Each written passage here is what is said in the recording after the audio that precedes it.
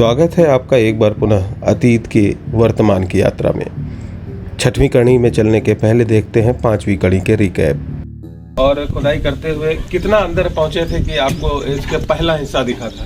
लेकिन जब कला विशेषज्ञों की प्रतिमा दिखाई गई तो उन्होंने कहा कि जो है यह प्रतिमा लगभग उत्तर कुषाणकालीन है और यह मंदिर अपने आप में बहुत विशेष महत्व का है, न केवल प्राचीनता की दृष्टि से बल्कि निर्माण शैली के आधार पर भी ये एक विशिष्ट बनावट का है। 2000 साल पुराने इस मंदिर की कड़ियां अतीत से लगातार जुड़ती चली गईं। ये जो अर्घा का हिस्सा है ये सॉफ्ट स्टोन का है, और लेकिन जो शिवलिंग है जिसमें महादेव की मुखाकृति, उनकी जटाजूट, उनके नेत्र, उनके चेहरे का तमाम जो भंगिमाएं दिख रही हैं, और शिवलिंग के साथ एक पत्थर में जो बना है वो हार्ड स्टोन है। फिर हमने ये दिमाग में उसी समय लगा लिया था कि क्या ये मूल दीवार है या मूल दीवार से हटके कोई दीवार है। इसी बाहरी दीवार की रिटर्निंग वॉल इस वक्त यहाँ खोदी जा रही है। 1800 साल पुरानी दीवार को धरती की कोख से बाहर आते देखना वाकई बेहद रोमांचक था। इस यात्रा के ठीक 3 सप्ताह बाद जब मैं पुनः इसी स्थान पर पहुंचा तो यहाँ का दृश्य देखकर मेरी आंखें खुली की खुली रह गईं।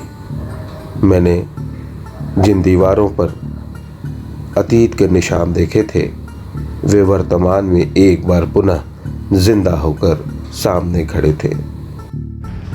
जैसा कि मैंने पहली कड़ी में आपसे वादा किया था कि आपको इस गांव में प्रवेश द्वार पर रखी मूर्तियों के बारे में बताऊंगा, आज वह मौका है जब मैं उसके बारे में बताऊंगा।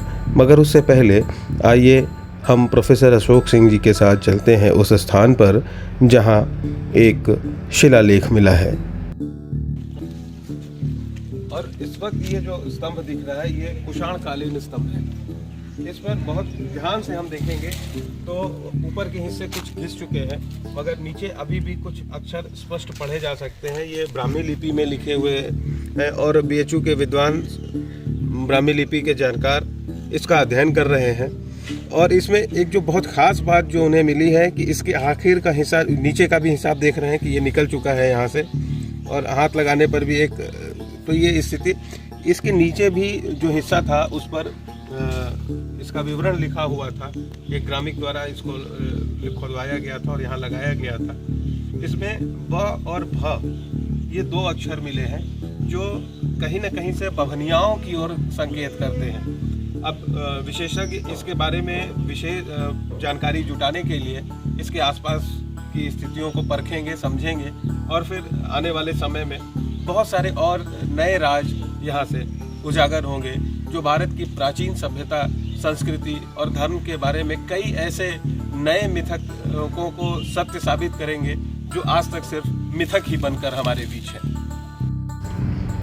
बेशक मैं लिपि विशेषज्ञ तो हूँ नहीं, बावजूद इसके बभनियाओं गांव के इस स्तंभ पर जो कुछ भी लिखा है उसे देखते हुए मैं एक रोमांच का अनुभव कर रहा हूँ और कोशिश कर रहा हूँ कि कुछ अक्षरों को पहचान सकूँ। हालांकि यह ब्राह्मी लिपि में लिखा हुआ है, जिस लिपि से मेरा दूर दूर तक कोई सरोकार नहीं है, मगर प्रोफेसर सिंह ने जिस तरह से मुझे समझाया है उसके बाद मुझे एक विद्यार्थी के रूप में इतना तो समझ में आ गया है कि यहाँ जो कुछ भी हो रहा है वह बहुत महत्वपूर्ण है, और मेरी ही नहीं बल्कि ग्रामीणों की नज़र भी प्रोफेसर सिंह की बातों पर है। आप गौर से देखें तो आपको नज़र आएगा कि शंकर शर्मा जी के पीछे एक महिला भी दीवार की ओट लेकर खड़ी है, और वो मेरी और प्रोफेसर सिंह की इस शिलालेख को लेकर हो रही हर बात को बड़े गौर से सुन रही हैं। और अब मैं आ चुका हूँ गांव के प्रवेश द्वार पर। यहाँ भगवान शिव, माता पार्वती और कई देवी देवताओं की मूर्तियाँ रखी हुई हैं। वास्तव में यह मूर्तियाँ नहीं बल्कि एक मंदिर में प्रयुक्त होने वाले पैनल का हिस्सा है। इसमें जो कथानक दिख रहा है वो ये कि माँ पार्वती भगवान शिव से नाराज़ हैं और इसलिए कि उन्होंने अपने मस्तक पर गंगा को स्थान दे रखा है और भगवान शिव उनका मनोहार कर रहे हैं। ये उस टीले से महज कुछ कदम पहले की ये स्थिति है। ये जैसा कि हमें सर ने बताया कि ये प्रतिहार काल की मूर्तियां हैं और इनका 9वीं शताब्दी के आसपास की ये है। सबसे पहले हम देख सकते हैं ये माँ लक्ष्मी की मूर्ति है। उसके बाद ये भगवान शिव और पार्वती की मूर्ति है। बहुत करीब से देखेंगे तो इसमें एक पूरा का पूरा कथानक है।